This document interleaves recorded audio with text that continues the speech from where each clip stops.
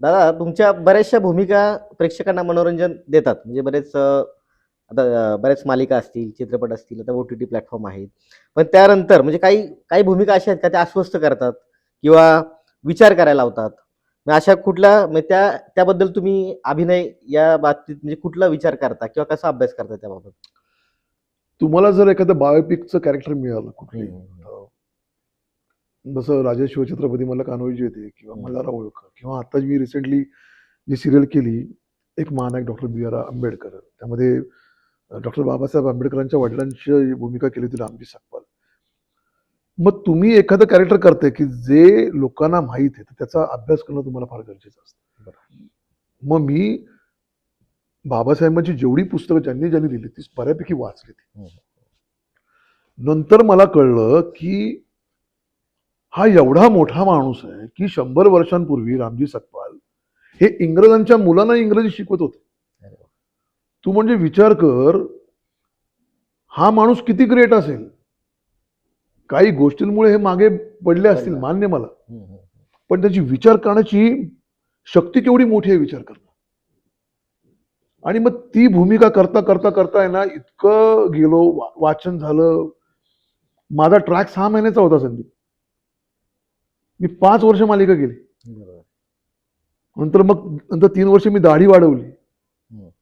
जसं वय जसं कॅरेक्टर वाढत गेलं. बरोबर. हं. म्हणजे एक तर मुळात ह्या रामजी सकपाल ह्या भूमिकेनं खूप दिलं. म्हणजे मला जर कोणी विचारलं की तुमची सगळ्यात आवडती भूमिका कुठली, तर मी रामजी सकपाल. बरोबर. मालिका संपली. संदीप तुला खोटं वाटेल, मी 2 महिने घराच्या बाहेर पडून होतो. मला त्यातून माहित नाही, मी त्यातून बाहेरच पडलो नाही. दाढी बिडी पहिली कापून टाकली नाही, यार आपल्याला फ्रेश व्हायचं. बरोबर. मी 2 महिने काही काम केलं नाही. खात होतो, फिरत होतो, एवढंच करत होतो.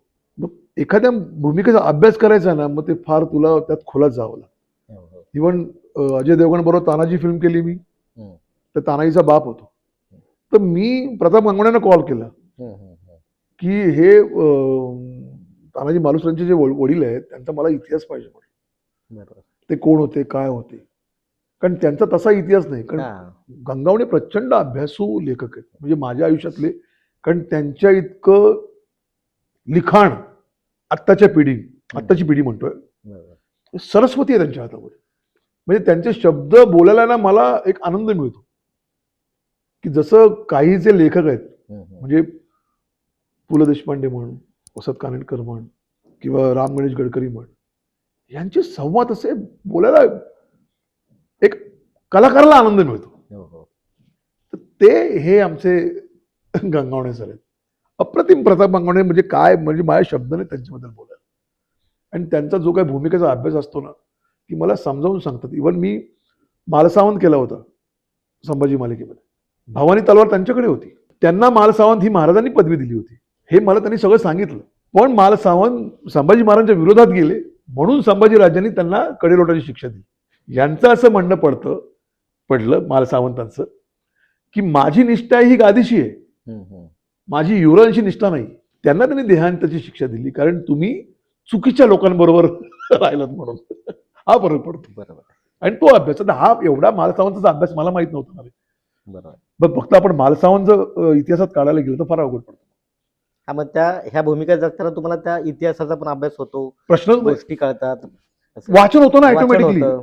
वाचन मग होतं. आपला एक समाजाकडे बघण्याचा दृष्टिकोन प्रश्नच किंवा एक नाही. वैचारिक लेव्हलवरती म्हणजे आपणही थोडंच हे होत जातो. म्हणजे प्रोसेसमध्ये आपण प्रश्नच विचार नाही, प्रश्न वाढतात नाही. आपले. आणि होतं कसं, जेव्हा एखादा कलाकार बायोपिक कुठली भूमिका करतो ना, हं, मग त्याच्याकडे खूप प्रश्न येतात. बरोबर. आणि मग दिग्दर्शकाकडे कधी कधी ते उत्तर नसतं त्याच्याकडे. हां, हां, हां. क्रिएटिव्हकडे उत्तर नसतं. आता सुद्धा मी मालिका करतोय, मला याचं उत्तर द्या यार तुम्ही. आणि मी खूप प्रश्न विचारतो. बरोबर.